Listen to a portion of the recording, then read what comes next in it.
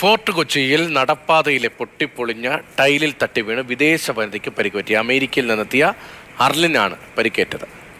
വിവരങ്ങൾ നൽകാനായി ബിനിൽ ചേരുന്നുണ്ട്. ബിനിൽ, വിദേശത്ത് നിന്ന് നമ്മുടെ നാട് കാണാൻ ഒരാൾ എത്തുന്നു, എന്നിട്ട് ഇവിടത്തെ പൊട്ടിപ്പൊളിഞ്ഞ നടപ്പാതയിൽ വീണ് പരിക്കേൽക്കുന്നു എന്ന് പറയുമ്പോൾ വലിയ നാണക്കേടുണ്ടാക്കുന്ന ഒരു കാര്യമാണ്. എന്തായിരുന്നു അവിടെ സംഭവിച്ചത്? ഗുരുതരമായ പരിക്കാണോ?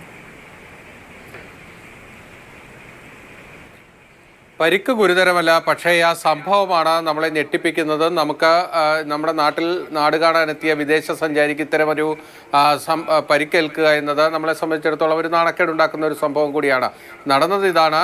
ഫോർട്ട് കൊച്ചി ജെട്ടിക്ക് സമീപം ആണ് ഓട്ടോ സ്റ്റാൻഡ് ഉള്ളത്. ഈ ഓട്ടോ സ്റ്റാൻഡിന് സമീപത്തു കൂടി ഉള്ള നടപ്പാത, ആ നടപ്പാതയിൽ നിന്ന് താഴേക്ക് ഒരു കോൺക്രീറ്റിംഗ് ഉണ്ട്. ആ കോൺക്രീറ്റിങ്ങിൻ്റെ ഭാഗം പൊട്ടി ഈ ടൈലടക്കം ഇളകി കിടക്കുകയായിരുന്നു. അതുവഴിയാണ് ഈ എയർലൈനും അതോടൊപ്പം തന്നെ ഒപ്പമുണ്ടായിരുന്നവരും നടന്നു വന്നത്. ആ സമയത്ത് ഈ ടൈലിൽ തട്ടിയാണ് വിദേശ വനിത താഴേക്ക് വീണത്. അവരുടെ മുഖമടിച്ചാണ് അവർ താഴേക്ക് വീണത്.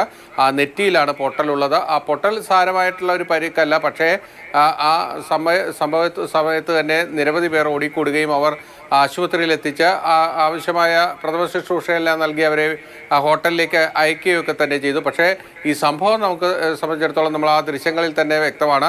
അവിടെ ഒരു ടൈൽ ഇളകി കിടക്കുകയായിരുന്നു. അതിൽ തട്ടിയാണ് ഈ അമേരിക്കയിൽ നിന്നെത്തിയ എയർലൈൻ താഴെ വീണത്. അവരെ സംബന്ധിച്ചിടത്തോളം അതൊരു ഞെട്ടിപ്പിക്കുന്ന ഒരു സംഭവം തന്നെയാണ്.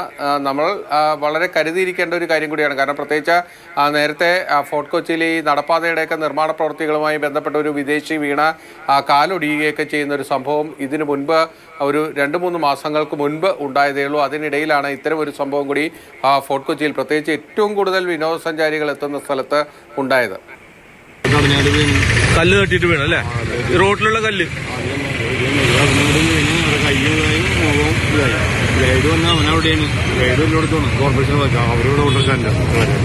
അവര് നടന്നു പോകുന്നതായിരുന്നു അല്ലേ റോഡിലേക്ക്?